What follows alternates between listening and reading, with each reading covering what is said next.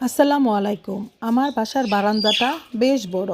আমি বারান্দার এক কর্নারে মুরগি ও কোয়েল পাখি পালন করি শুধুমাত্র বাচ্চাদের জন্য। ওরা প্রতিদিন সকালে 4 থেকে 3টা ডিম কুড়ায় নেয়।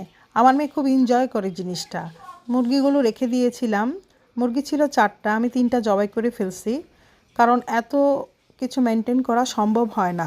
মুরগিগুলিকে রেগুলার খাবার দেওয়া, সব কিছু করা, এগুলো সবজি গুছিয়ে দেওয়া, সব কিছু মিলে হয় না।